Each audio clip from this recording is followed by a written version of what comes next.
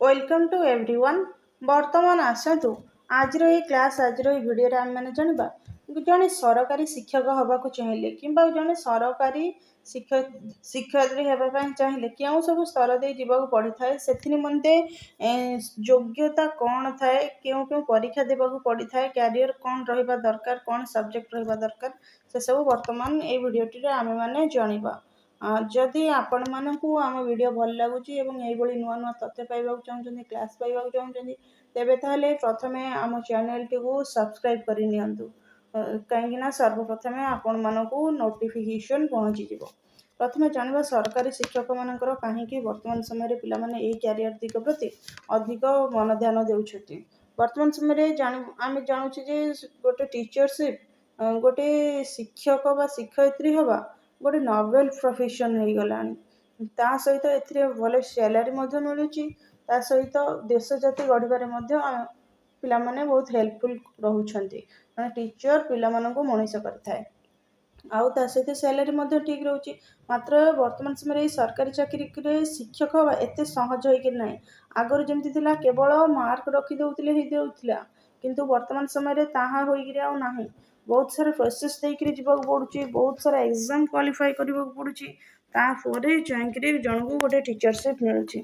First देखा गले जनकर basic exam दवापाई कि गोटे टीचर हाँपाई कि बेसिक क्वालिफिकेशन कौन रहा दरकार प्रथम तो जन को गोटे स्टूडेंट्स को प्रथमे से 10th पास करथिबा दरकार प्रथमे से 10th पास आउट करथिबा दरकार तो देन +2 पास आउट करवा दरकार +2 रे आर्ट्स हो कि साइंस हो पास करथिबा दरकार कॉमर्स स्टूडेंट को नि जाउछि किंतु स्थल विशेष रे कोठी सब्जेक्ट अनुसार को रिक्रुटमेंट रे अलाउ करा जाउछि कोठी करा जाउनि सेमति कहबने किंतु आर्ट्स साइंस कंपलसरी अलाउ करा जाउछि सब्जेक्ट वही जोठी वैकेंसी रहउछि किंतु +2 मेन फाइनल दरकार ता सहित आपण +3 करिथिबे ए +3 रे गोटे बड़ बैरियर रही +3 रे आपण मानकर मिनिमम 50% मार्क थिबा दरकार को मानक पई जो माने जनरल स्टूडेंट्स रही जनरल कैंडिडेट्स रही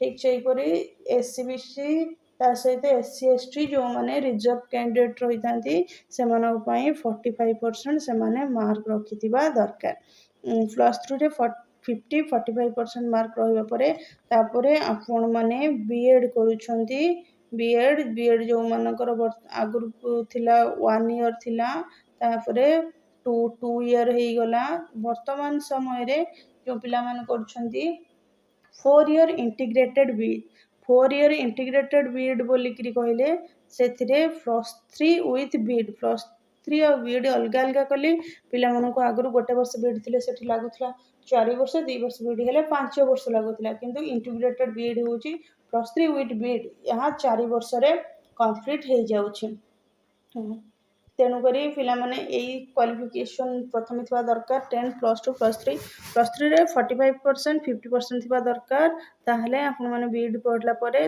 तेबे गोटे टीचर हवापाई कि आपण माने एलिजिबल हेई पारिबे से मत एग्जाम दे पारे तो यापर आसुची मेन जिनस आपण तब जो बीएड कले कि बीएड कि सीटी करुछंती से डीएलडी करुछंती सेथिरे मध्ये आपण पास आउट हवा दरकार पास आउट हो गले बीएड कि सीटी आपण पास आउट हेले पास आउट होगा परे ताहापरे पुणी जदि आपण माने प्राइमरी किंबा अपर प्राइमरी पाई कि फॉर्म पकेबे किंबा टीचर हवा पाई कि चाहिए तेबे ताहले आपण मानू कोन करबा पड़िबो सेथि निमंते प्रथमे आपण को ओटीईटी क्वालिफाई करबा को पड़िबो ओटीईटी हेउची हमर प्राइमरी अपर प्राइमरी टीचर्स मानक पई गोटे एलिजिबिलिटी क्राइटेरिया अर्थात यही ओटीईटी एग्जाम को आपण पास कले जो रिक्रुटमेंट बाहरिबो सेथि निमंते सीबीटी बेस रहउची सेथि निमंते आपण अप्लाई करि परिबे जदि आपण ओटीईटी क्वालिफाई करि नाहंती तेबे ताले अप्लाई करिया पई सीटी किंबा बीएड कंप्लीट करिथिबे मध्ये अप्लाई करिया पई एलिजिबल हेबे नाही ए जो आपण मानकर जो रहिची ओटीईटी रहिची ओटीईटी रो दीटा पेपर रहिची गोटे रहिची पेपर 1 आ गोटे रहिची पेपर 2 पेपर 2 होची क्लास 1 रु 5 पर्यंत primary section paper 1 then 6, 7, 8 paper 2 ଠିକ୍ ସେହିପରି ଆପଣଙ୍କର ସବଜେକ୍ଟ ଅନୁସାରେ ମଧ୍ୟ ପେପର୍ 1 ପେପର୍ 2 ରହିଥାଏ। ଆର୍ଟ୍ସ ସାଇନ୍ସର ମଧ୍ୟ ଅଲଗା ଅଲଗା ରହିଥାଏ, କିନ୍ତୁ ପେପର୍ 1ଟା ହେଉଛି ସମସ୍ତଙ୍କର କମ୍ପଲସରି। ଯେଉଁମାନେ ଆର୍ଟ୍ସ ରହିଛନ୍ତି କିମ୍ବା ସାଇନ୍ସ ରହିଛନ୍ତି ସମସ୍ତଙ୍କ ପାଇଁ ସମାନ ରହିଥାଏ, କିନ୍ତୁ ପେପର୍ 2ଟା ଯେଉଁମାନଙ୍କର ଆର୍ଟ୍ସ ଆଉ ସାଇନ୍ସ ସେମାନଙ୍କର ଡିଫରେଣ୍ଟ ରହିଥାଏ, କିନ୍ତୁ ପେପର୍ 1ଟା ସମସ୍ତଙ୍କର ସମାନ ରହିଥାଏ। ଠିକ୍ ସେପରି OTETରେ ପାସିଂ ମାର୍କ ଗୋଟେ ମିନିମମ୍ ପାସିଂ ମାର୍କ ରହିଛି। ସେ ମିନିମମ୍ ପାସିଂ ମାର୍କ ରହୁଛି ଯେଉଁମାନେ SC BC ST SC ସେମାନଙ୍କ ନିମନ୍ତେ ରହିଛି 50%, ଦ୍ୟାଟ୍ ମିନ୍ସ 75 ମାର୍କ ରହିଲେ ସେମାନେ କ୍ୱାଲିଫାଏ ପାସ୍ ଅର୍ଥାତ୍ ପାସ୍ ହେଇଯିବେ। ଆଉ ଯେଉଁମାନେ ଜେନେରାଲ ରହିଛନ୍ତି ସେମାନଙ୍କ ନିମନ୍ତେ ହେଉଛି 90 ମାର୍କ, ଅର୍ଥାତ୍ 90 ମାର୍କ 60%ରେ ସେମାନେ କ୍ୱାଲିଫାଏ ହେବେ। ଦେନ୍ ଏଇଟା ଆପଣମାନେ OTET କ୍ୱାଲିଫାଏ ହେବେ। କ୍ୱାଲିଫାଏ ହେଲା ପରେ ତାପରେ ଯେତେବେଳେ ପୋଷ୍ଟିଂ ବାହାରିବ CBT ପାଇଁକି ଆପ୍ଲାଏ କରିପାରିବେ। ତ ଦେନ୍ ଠିକ୍ ସେହିପରି OTET ପରେ ଆଉ ଗୋଟେ ଆମର ରହିଛି OSSTET, Odisha secondary school teachers eligibility test. OTET ହେଉଛି ଓଡ଼ିଶା ଟିଚର୍ସ ଏଲିଜିବିଲିଟି ଟେଷ୍ଟ। ତ ଏଇ OSTET କେଉଁମାନେ ଦେବେ ନା ଯେଉଁମାନେ ହାଇସ୍କୁଲ ପାଇଁକି ଆପ୍ଲାଏ କରିବେ ସେମାନେ OSTET କ୍ୱାଲିଫାଏ କରିଥିବା ଦରକାର। ସେଇ OSTETର ମଧ୍ୟ ପାସିଂ ମାର୍କ ରହିଛି ଗୋଟେ ବର୍ତ୍ତମାନ ସମୟରେ ହେଇଯାଇଛି। ଆଗରୁ ଥିଲା 75 ମାର୍କ ଥିଲା ତ 90 ମାର୍କ ଥିଲା, ଠିକ୍ ଯେପରି OTET ପରିକିରି, କିନ୍ତୁ ବର୍ତ୍ତମାନ ସମୟରେ ତାହାର ମାର୍କ ରିଡ୍ୟୁସ୍ କରାଯାଇଛି। କ୍ୱାଲିଫାଇଂ ମାର୍କ ସେ ହେଉଛି ତାର 53 ଆଣ୍ଡ ଆନାଦର ହେଉଛି 68, ଅର୍ଥାତ୍ ଆପଣମାନଙ୍କର ଯେଉଁଟା ରହିଛି ଜେନେରାଲ ମାନଙ୍କ ପାଇଁକି 68 ମାର୍କ, ତା ସହିତ SC BC ST ST reserve ମାନଙ୍କ ପାଇଁ 53 ମାର୍କ। ଆପଣ OSTET ଏକ୍ଜାମ ଦେବେ, ସେଇଥିରେ ଆପଣଙ୍କର କାଟାଗୋରୀ ଅନୁସାରେ ମାର୍କ ରହିଥିଲେ ଆପଣ ପାସ୍ ହେବେ, କ୍ୱାଲିଫାଏ ହେବେ। ତ ଦେନ୍ ଆସିଲା ଆପଣମାନେ ତ କ୍ୱାଲିଫାଏ ହେଇଗଲେ, ଦେନ୍ ଟିଚରସିପ୍ ପାଇଁକି କେଉଁ ଏକ୍ଜାମ ଦେବାକୁ ପଡ଼ୁଛି।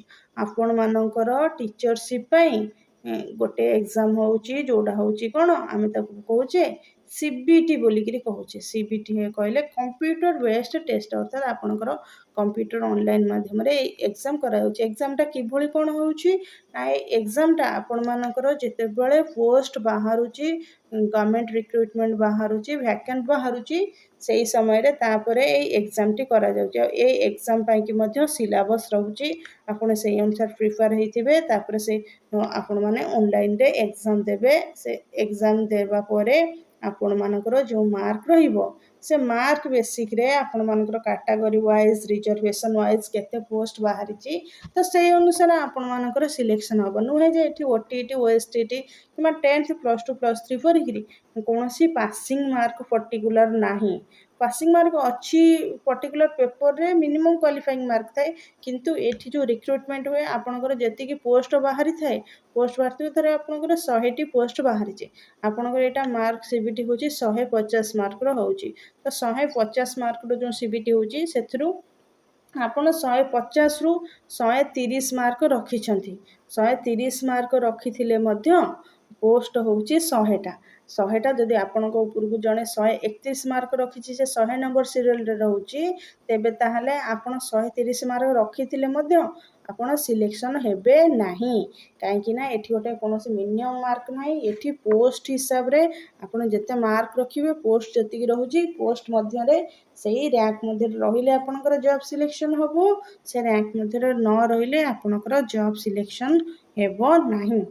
ଠିକ୍ ସେହିପରି ଆପଣମାନଙ୍କର ଯେଉଁ ରହିଛି OTET OSTET ଲେଖିଦେଉଛି, OTET OSTET ତା ସହିତ ଲେଖିବା ଟିକେ ପ୍ରୋବ୍ଲେମ୍ ହେଉଛି, ତା ସହିତ CBT, ଏ ତିନିଟା ଯେଉଁ ଏକ୍ଜାମ ସେକ୍ସନ୍ ରହିଛି ଆପଣମାନଙ୍କର ନୁହେଁ ଯେ ବର୍ଷକରେ ଗୋଟେ ଦିନରେ ହେଇଯିବ, ସେମିତି ନାହିଁ। ଏଇଟା ବର୍ଷକୁ 2 ଥର ବାହାର କରିବାକୁ ଗଭର୍ଣ୍ଣମେଣ୍ଟ ରୁଲ୍ କରିଛନ୍ତି, ଏଇଟା ମଧ୍ୟ 2 ଥର ବାହାର କରିବାକୁ ରୁଲ୍ କରିଛନ୍ତି। ମାତ୍ର CBTଟା ଯେତେବେଳେ ଗଭର୍ଣ୍ଣମେଣ୍ଟ ରିକ୍ରୁଟମେଣ୍ଟ ଅନୁସାରେ ଗଭର୍ଣ୍ଣମେଣ୍ଟ ବାହାର କରିବ, ସେବେ ଜାଣିଲେ ବାହାରିଲା ବୋଲିକିରି। ଏ CBT ବାହାରିବାର କୌଣସି ଠିକ୍ ଠିକଣା ସେମିତି ନଥାଏ ଯେ ଏଇ ଦିନରେ ହିଁ ବାହାରିବ ବୋଲିକିରି, ସେମିତି ନାହିଁ। ଆଉ ଏଇ ଯେଉଁ CBT ରହିଛି, CBT ଟିଚରସିପ୍ ହେବାର ଅଲଗା ଅଲଗା ରହିଛି। ଯେମିତିକି ଆମ ଓଡ଼ିଶାରେ ରହିଛି OAVS ଓଡ଼ିଶା ଆଦର୍ଶ ବିଦ୍ୟାଳୟ ସଂଗଠନ ରହିଛି, ତା ସହିତ JT ରହିଛି ଜୁନିୟର ଟିଚର ଯେଉଁ ପ୍ରାଇମେରୀ ଟିଚରଙ୍କର, ତା ତା ସହିତ ଯେଉଁ ରହିଛି TGT ରହିଛି ଅର୍ଥାତ୍ ଟ୍ରେନ୍ ଗ୍ରାଜୁଏଟ୍ ଟିଚର୍ ରହିଛି ହାଇସ୍କୁଲ ଟିଚର୍ମାନଙ୍କର। ଏ TGTରେ ବି ଡିଫରେଣ୍ଟ ଅଛି, ଯେମିତିକି ଆପଣମାନଙ୍କର ଆର୍ଟ୍ସ ରହିଛି, ଠିକ୍ ସେହିପରି ଆପଣମାନଙ୍କର ସାଇନ୍ସ ରହିଛି, ହିନ୍ଦୀ ସାଂସ୍କ୍ରିଟ୍ ରହିଛନ୍ତି, PET ରହିଛନ୍ତି। ସମସ୍ତଙ୍କର ଡିଭାଇଡ଼ ସବୁ ଅଲଗା ଅଲଗା ରହିଛି। ସବଜେକ୍ଟ ୱାଇଜ୍ ସମସ୍ତଙ୍କର ପୋଷ୍ଟ ସବୁ ଅଲଗା ଅଲଗା ରହିଥାଏ, କିନ୍ତୁ ଏହିପରିକା ଭ୍ୟାକେନ୍ସି ଆପଣମାନଙ୍କର ଆସିଥାଏ। ତ ଆଶା କରୁଛି ଆପଣମାନେ ବର୍ତ୍ତମାନ ଜାଣିପାରିଥିବେ କି ଓଡ଼ିଶାରେ ଯେଉଁ ଜଣେ ଟିଚରସିପ୍ ପାଇଁକି ଓଡ଼ିଶାରେ ଟିଚର୍ସ ହେବା ପାଇଁକି କେଉଁ ପ୍ରକାର ସବୁ ପ୍ରୋସେସ୍ ଦେଇକରି ଆପଣମାନଙ୍କୁ ଯିବାକୁ ପଡ଼ୁଛି। ଆଉ ଗୋଟେ ଇମ୍ପୋର୍ଟାଣ୍ଟ କଥା କହି ରଖୁଛି, ଯଦି ଆପଣମାନେ +3ରେ ମିନିମମ୍ 45% ମାର୍କ ଆଉ 50% ମାର୍କ ଯେଉଁ କ୍ରାଇଟେରିଆ ରହିଛି ଯଦି ନଥାଏ, ତେବେ ତାହେଲେ ଆପଣ BEd କରି ମଧ୍ୟ ଏକ୍ଜାମ୍ ଦେଲେ ମଧ୍ୟ ଯଦି CBT କ୍ୱାଲିଫାଇ କରିଥିବେ ତେବେ ମଧ୍ୟ ସିଲେକ୍ସନ୍ ହେବ ନାହିଁ। ତେଣୁକରି ତା'ର ଅଲରେଡ଼ି ରୁଲ୍ ରହିଛି, ଏତିକି ପରସେଣ୍ଟେଜ୍ ହିଁ ମାର୍କ ରହିଥିବା ଦରକାର, ଯେମିତିକି OTT ଆଉ OSTTର ମାର୍କ ରହିଛି। ଦେଖିବାକୁ ଗଲେ ବର୍ତ୍ତମାନ ସମୟରେ ଆଗରୁ ଯେଉଁ ଲୋକମାନେ କହିଦେଉଥିଲେ କି ଓଡ଼ିଶାରେ ଗଭର୍ଣ୍ଣମେଣ୍ଟ ଟିଚର୍ ହେବାଟା ଗୋଟେ ଭାରି ସହଜ, ଟିଚର୍ମାନଙ୍କୁ ବେଶୀ କିଛି ପଢ଼ାନ୍ତିନି, କଷ୍ଟ ପଡ଼େନି, କିନ୍ତୁ ବର୍ତ୍ତମାନ ସମୟରେ ନାହିଁ, ସେମିତି ନାହିଁ। ଆପଣମାନେ ଜାଣିଲେ କେତେ ସାରା ପ୍ରୋସେସ୍ ଦେଇ ଯିବାକୁ ପଡ଼ୁଛି, ଆଉ ଏଥି ନିମନ୍ତେ ଗୋଟେ 2 ଦିନରେ ହେଇଯାଉନି, ବର୍ଷ ଧରିକି ସମୟ ଲାଗୁଛି। ଆଉ ବର୍ତ୍ତମାନ ଟିଚର୍ସ ମାନେ ସେତିକି ହାର୍ଡ଼ ୱାର୍କିଂ ଅଛନ୍ତି, ଆଉ ଗଭର୍ଣ୍ଣମେଣ୍ଟ ସେକ୍ଟର ମଧ୍ୟ ଚେଞ୍ଜ ହେଲାଣି, ଶିକ୍ଷା ବ୍ୟବସ୍ଥା ମଧ୍ୟ ବଦଳୁଛି, ଟିଚର୍ ମାନେ ସେତିକି ପରିଶ୍ରମ ମଧ୍ୟ କରୁଛନ୍ତି। ତ ଆଶା କରୁଛି ଆପଣମାନେ ଜାଣିପାରିଥିବେ ଯେ ଗୋଟେ ଗଭର୍ଣ୍ଣମେଣ୍ଟ ଟିଚର୍ ହେଲେ ଆପଣମାନଙ୍କୁ କେଉଁ ସବୁ ପ୍ରୋସେସ୍ ଦେଇ ଯିବାକୁ ପଡ଼େ, କେଉଁଭଳି ଭାବରେ କୋର୍ସ କରିବାକୁ ପଡ଼େ, କେଉଁ ଏକ୍ଜାମ୍ ସବୁ କ୍ୱାଲିଫାଏ କରିବାକୁ ପଡ଼େ। ବର୍ତ୍ତମାନ ଆମେ ଜାଣିବା ଗଭର୍ଣ୍ଣମେଣ୍ଟ ଟିଚର୍ସମାନଙ୍କର ଯେଉଁ ସାଲାରୀ ରହିଥାଏ, ବର୍ତ୍ତମାନ ସମୟରେ ଯେଉଁମାନେ ରେଗୁଲାର ହେଇଯାନ୍ତି, ରେଗୁଲାର ହେବା ପରେ କିନ୍ତୁ ପୂର୍ବରୁ ଯେଉଁମାନେ କଣ୍ଟ୍ରାକ୍ଚୁଆଲ୍ ଥାନ୍ତି ସେମାନଙ୍କର ନଥାଏ, ପଇସା କମ୍ ଥାଏ। ଯେଉଁମାନେ JT ରହିଥାନ୍ତି, ଜୁନିୟର ଟିଚର୍ ରହିଥାନ୍ତି, ସେମାନଙ୍କର ସେଇ 9,000 ରୁ 10,000 ମଧ୍ୟରେ ସେମାନଙ୍କୁ ଇନ୍ ହ୍ୟାଣ୍ଡ ଆସେ। କେଉଁଟା କ'ଣ କଟୁଛି ଇଏ କରୁଛି 1,500 ଅଲଗା କଥା, 9,000ରୁ 10,000 ମଧ୍ୟରେ ହିଁ ଫାଷ୍ଟ ଆସେ। ରେଗୁଲାର ହେଲା ପରେ ସେମାନଙ୍କର 35,000 ଆସେ। ଠିକ୍ ସେହିପରି ଯେଉଁମାନେ TGT ରହିଛନ୍ତି ସେମାନଙ୍କର ବର୍ତ୍ତମାନ ସମୟରେ ସେମାନେ ତ ଡାଇରେକ୍ଟ ରେଗୁଲାର ସିଷ୍ଟମ୍ ହେଇଗଲାଣି, 56K ରହୁଛି। ତା ସହିତ ଯେଉଁଗୁଡ଼ିକ OAV ରହୁଛି, OAV ରହିଲେ ସେମାନଙ୍କର ଏମାନଙ୍କଠାରୁ ଆଉ 10K ପ୍ଲସ୍ ରହେ, 56 ପ୍ଲସ୍ 10 66 ପ୍ଲସ୍ ରହେ। ତା ସହିତ ଇନକ୍ରିମେଣ୍ଟ ଅନୁସାରେ ଯାହାର ଯାହା ଚେଞ୍ଜ ହୁଏ। କିନ୍ତୁ ଏଇ ଯେଉଁ OAV ରହିଛି, OAVର ସିଷ୍ଟମ୍ ଟିକେ ଅଲଗା ରହିଛି। OAVର ଆପ୍ଲାଏ ପାଇଁକି ଆପଣଙ୍କର ସବଜେକ୍ଟ କମ୍ବିନେସନ୍ ଦରକାର। ଯେଉଁ ସବଜେକ୍ଟ ପାଇଁ ଆପଣମାନେ ଆପ୍ଲାଏ କରିବେ ସେଇ ସବଜେକ୍ଟର ଆପଣମାନେ +3ରେ ସ୍କୁଲ ସବଜେକ୍ଟ ଆପଣଙ୍କର 2ଟା ଥିବା ଦରକାର। ତ ସେଇ ଅନୁସାରେ ରହିଛି। ଏଥି ନିମନ୍ତେ ଆମେ ଆଉ ଗୋଟେ କ୍ଲାସ୍ରେ ଜାଣିବା। ତ ବର୍ତ୍ତମାନ ଆପଣମାନେ ଜାଣିଲେ କି ଓଡ଼ିଶାରେ ଗୋଟେ ସରକାରୀ ଟିଚର୍ ହେବା ପାଇଁ କ'ଣ ସବୁ ପ୍ରୋସେସ୍ ଦେଇକରି ଯିବାକୁ ହୁଏ, କ'ଣ ପଢ଼ିବାକୁ ପଡ଼େ, କେବଳ ଏଇଟା ମୁଁ ସର୍ଟରେ ବୁଝେଇଲି। ତ ଯଦି ଆପଣମାନଙ୍କୁ ଭିଡ଼ିଓଟି ଭଲ ଲାଗିଥାଏ ତେବେ ତାହେଲେ ଭିଡ଼ିଓଟିକୁ ଲାଇକ୍ କରିବେ ଏବଂ ଚ୍ୟାନେଲଟିକୁ ସବସ୍କ୍ରାଇବ୍ କରିବେ। ପରବର୍ତ୍ତୀ ଭିଡ଼ିଓ ଗୁଡ଼ିକରେ ଆମେ ଏହିପରି ନୂଆ ନୂଆ ତଥ୍ୟ ଜାଣିବା ଏବଂ ଏଥି ନିମନ୍ତେ ସମସ୍ତ କ୍ଲାସ୍ ଗୁଡ଼ିକ ମଧ୍ୟ ପଢ଼ିବା।